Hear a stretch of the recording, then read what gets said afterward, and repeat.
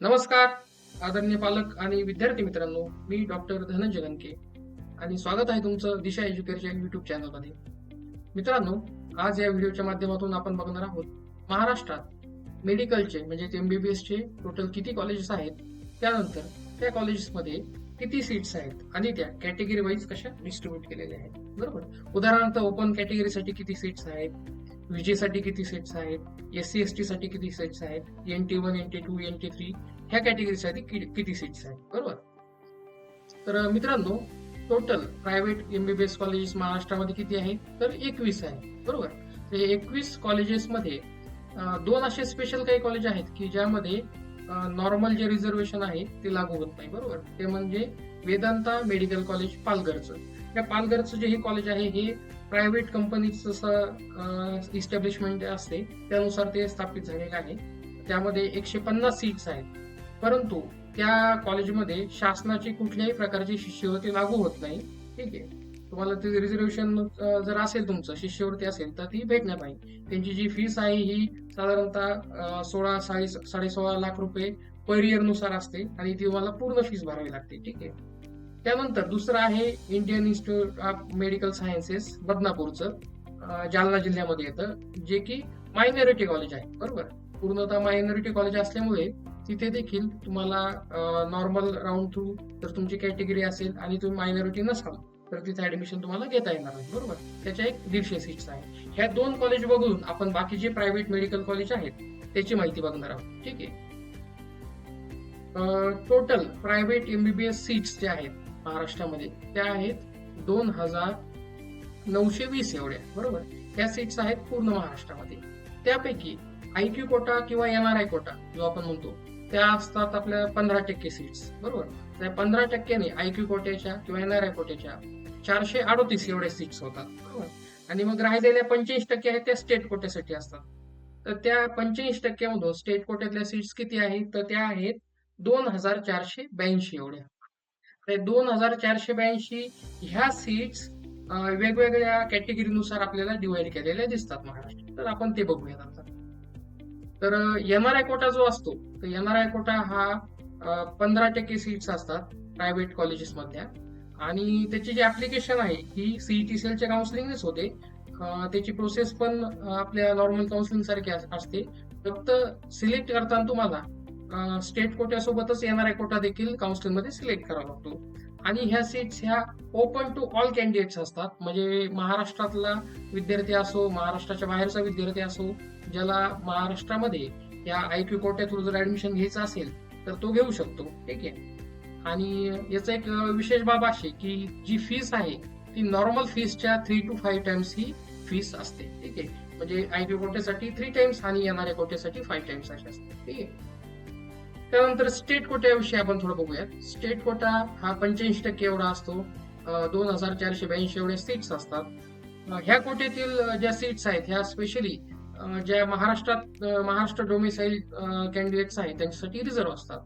त्यानंतर category wise याचं distribution होतं ऍज पर गव्हर्नमेंट नॉर्म्स. आणि जे महाराष्ट्रात शासनाचे एम्प्लॉई आहेत, महाराष्ट्र शासनाचे एम्प्लॉई आहेत, परंतु त्यांचं ट्रान्सफर त्यांच्या कामानिमित्त महाराष्ट्राच्या बाहेर झालेले अशा विद्यार्थ्यांच्या म्हणजे अशा पालकांच्या विद्यार्थ्यांसाठी सुद्धा ह्या सीट्स ह्या असतात. ठीक आहे, ते सुद्धा अप्लाय करू शकतात. तर एक कॅटेगरी वाईज जर आपण सीट डिस्ट्रीब्युशन किंवा रिझर्वेशन जर बघितलं तर प्रायव्हेट कॉलेजेसमध्ये SC कॅटेगरीसाठी 6.5% रिझर्वेशन आहे, ST कॅटेगरीसाठी 3.5 एवढं रिझर्वेशन आहे. त्यानंतर VJ कॅटेगरीसाठी 1.5% रिझर्वेशन आहे, NTB कॅटेगरीसाठी 1.25% एवढं रिझर्वेशन आहे, NTC कॅटेगरीच्या विद्यार्थ्यांसाठी 1.75% एवढं रिझर्वेशन आहे. त्यानंतर NTD कॅटेगरीसाठीच्या विद्यार्थ्यांसाठी 1% एवढं रिझर्वेशन आहे. त्यानंतर OBC कॅटेगरीच्या स्टुडंटसाठी 9.5 एवढं रिझर्वेशन आहे.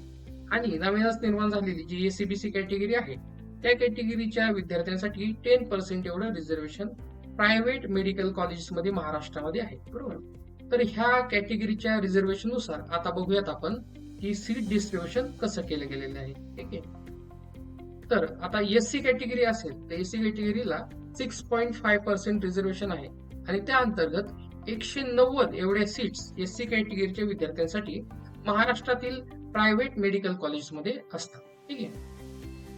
त्यानंतर पुढची कॅटेगरी आहे एसटी कॅटेगरी. एसटी कॅटेगरीला 3.5% रिझर्वेशन असतं आणि त्या अंतर्गत 102 सीट्स ह्या प्रायव्हेट मेडिकल कॉलेजमध्ये रिझर्व्ह असतात महाराष्ट्रामध्ये. त्यानंतर व्हीजे कॅटेगरी. व्हीजे कॅटेगरीच्या विद्यार्थ्यांना 1.5% रिझर्वेशन असतं आणि याच्या 44 सीट्स महाराष्ट्रातील 21 प्रायव्हेट मेडिकल कॉलेजेस पैकी रिझर्व्ह असतात. ठीक आहे. त्यानंतर एनटीबी कॅटेगरी. एनटीबी कॅटेगरीच्या विद्यार्थ्यांसाठी 1.25% रिझर्वेशन असतं आणि टोटल ज्या सीट्स आहेत महाराष्ट्रातील त्या आहेत 36 सीट्स एवढ्या महाराष्ट्रातील प्रायव्हेट मेडिकल कॉलेजमध्ये एनटीबी कॅटेगरीच्या विद्यार्थ्यांसाठी रिझर्व्ह असतात. त्यानंतर एनटीसी कॅटेगरी. एनटीसी कॅटेगरीला 1.75% रिझर्वेशन आहे आणि ज्या सीट्स आहेत त्या आहेत 51 सीट्स महाराष्ट्रातील प्रायव्हेट मेडिकल कॉलेजमध्ये रिझर्व्ह असतात एनटीसी कॅटेगरीसाठी. ठीक आहे. त्यानंतर एनटीडी कॅटेगरीचा आपण बघूयात. एनटीडी कॅटेगरीला 1% रिझर्वेशन आहे आणि 1% अंतर्गत 30 सीट्स महाराष्ट्रातील प्रायव्हेट मेडिकल कॉलेजेसमध्ये रिझर्व्ह असतात. त्यानंतर ओबीसी कॅटेगरीचा विचार करता 9.5% रिझर्वेशन आहे आणि 277 सीट्स एवढ्या ओबीसी कॅटेगरीच्या विद्यार्थ्यांसाठी महाराष्ट्रात प्रायव्हेट मेडिकल कॉलेजला असतात. ठीक आहे. त्यानंतर एसीबीसी कॅटेगरीचा विचार करता 10% रिझर्वेशन आहे आणि 292 एवढ्या सीट्स महाराष्ट्रातील प्रायव्हेट मेडिकल कॉलेजमध्ये रिझर्व्ह असतात. ओके.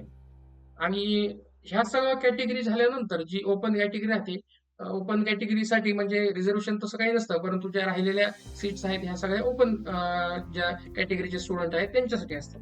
एक 50% त्या सीट्स असतात आणि या 50% सीट्सचं डिस्ट्रीब्युशन आपण जर बघितलं 21 कॉलेजमध्ये कसं होतं तर टोटल सीट्स ह्या येतात 1460 एवढ्या. बरोबर. ओपन कॅटेगरीमध्ये असे स्टुडंट येतात की ज्यांची कॅटेगरी ओपन आहे आणि ज्या स्टुडंटकडे म्हणजे कॅटेगरी एनटी असो व्हीजे असो परंतु त्यांच्याकडे डॉक्युमेंट्स नसतात असे स्टुडंट देखील ओपन कॅटेगरीमध्ये मोडतात. ठीक आहे. तर एनआरआय कॅटेगरी जी आहे आपण स्टार्टिंगला जो डिस्कस केलेला आहे एनआरआय किंवा आयक्यू कॅटेगरी. एनआरआय म्हणजे जे असे विद्यार्थी की ज्यांचे पालक हे भारताच्या बाहेर राहतात किंवा जे विद्यार्थी देखील ज्यांचे शिक्षण भारताच्या बाहेर झालेले परंतु त्यांना भारतामध्ये शिक्षण घ्यायचं असेल तर त्यांना 15% रिझर्वेशन आहे आणि या 15% रिझर्वेशन अंतर्गत 438 एवढे सीट्स रिझर्व्ह त्यांच्यासाठी असतात. परंतु पुन्हा 38 आहे नीट दिलेली पाहिजे. त्यानंतर नीट दिल्यानंतर ऍडमिशनसाठी तुम्हाला सीईटी सेलच्या पोर्टलला अप्लाय करायचं असतं आणि जर तुमचा सिलेक्शन झालं महाराष्ट्रामध्ये प्रायव्हेट मेडिकल कॉलेजला तर तुम्हाला एक 5 पट एवढी फीस भरावी लागते एनआरआय कॅटेगरी मधून. बरोबर. तर याचे आपण जे रेफरन्स आहेत ते घेतलेले आहेत सीईटी सेलच्या ऑफिशियल वेबसाईट वरून. त्यानंतर नीट यूजीचं एमसीसी पोर्टल आहे आणि लास्ट इयरचे सीट डिस्ट्रीब्युशन आहे त्यानुसार. बरोबर. तर मित्रांनो तुम्हाला हा व्हिडिओ कसा वाटला हे आम्हाला कमेंट बॉक्समध्ये नक्की कळवा आणि ह्या व्हिडिओ विषयी काही तुम्हाला डाऊट असतील किंवा इतर काही तुमचे डाऊट्स असतील तर खाली दिलेल्या नंबरवर तुम्ही आम्हाला कॉन्टॅक्ट देखील करू शकता. आणि जर तुम्हाला आमच्या व्हॉट्सअप ग्रुपमध्ये जॉईन व्हायचं असेल तर डिस्क्रिप्शन बॉक्समधील लिंकने तुम्ही आमच्या व्हॉट्सअप ग्रुपमध्ये जॉईन होऊ शकता ज्यामध्ये आम्ही मेडिकल ऍडमिशन प्रोसेस संदर्भात अपडेट्स टाकत असतो, व्हिडिओ शेअर करत असतो. ठीक आहे. आणि ह्यानंतर पुन्हा अजून कोणत्या टॉपिकवर तुम्हाला व्हिडिओ हवा आहे हे देखील आम्हाला डिस्क्रिप्शन बॉक्समध्ये किंवा कमेंट बॉक्समध्ये कळवा. ठीक आहे. आणि जे विद्यार्थी आता नीट 2024-25 ची ऍडमिशन प्रोसिजर करणार आहेत अशा विद्यार्थ्यांपर्यंत हा व्हिडिओ नक्की पोहोचवा. ठीक आहे. आणि जर तुम्हाला काही डाऊट असेल किंवा आमची काउन्सिलिंग जॉईन करायची असेल तर आपलं कॉलेज रोड नाशिक येथे ऑफिस आहे. तुम्ही ऑफिसला व्हिजिट देखील करू शकता. ओके. धन्यवाद.